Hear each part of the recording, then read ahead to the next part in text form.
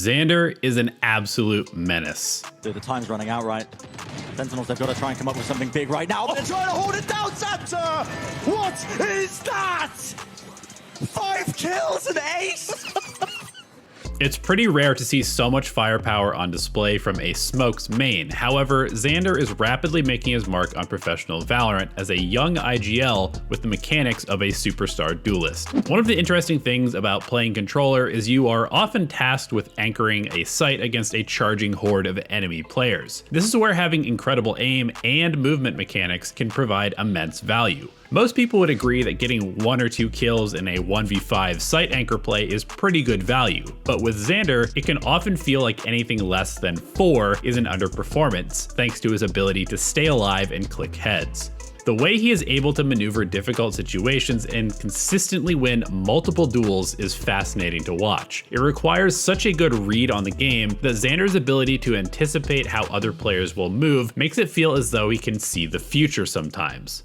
Watch this play where the attackers are pushing site after killing 2 players. Zander knows that he needs to make an unexpected play because retaking 3 against 5 would be almost impossible. He pushes through the attacker's smoke and notices that no one has made it onto site yet. He then tucks himself into hell to cut off an easy angle for attackers from the right side while holding the left side of default where his smoke blocks A long. He is rewarded for perfect crosshair placement with a quick kill on Chamber. Now pay super close attention to his movement here as he immediately strafes once to the left right as his shot on Chamber hits. This single step slightly throws off Jett's shot as they try to double swing and also sets Zander up to quickly counter-strafe back to the right and back into the sliver of cover he has behind the default box. Zander then goes for an immediate wide swing to try and punish the Jett if they are still playing the same angle, and things get a little bit more complicated as he not only sees Brimstone running into graffiti on his right, but also gets tagged by the attacking Sova's drone.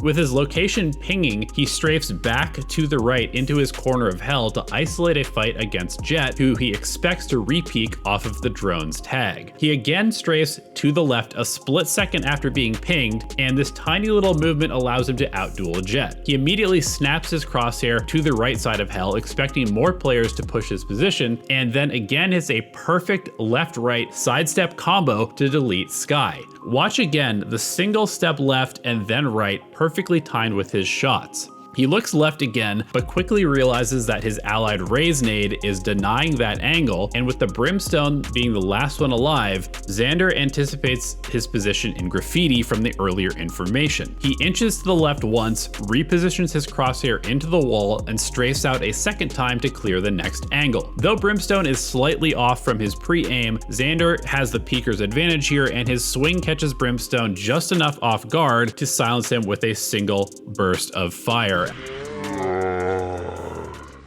When we talk about movement in Valorant, a lot of people probably think about crazy Jett and Raze plays or some clean B-hopping jumps. When it comes to winning duels, however, it's the super subtle strafe adjustments mid-gunfight or right before the gunfight starts that make all the difference. Not only does a perfectly timed sidestep throw off your opponent's aim, but it can also help you adjust your own crosshair to line up a perfect shot. This is another skill that requires otherworldly anticipation to get right. Look at this example on A short of Bind. Zander knows the most likely place for a peek to come from is from above his smoke.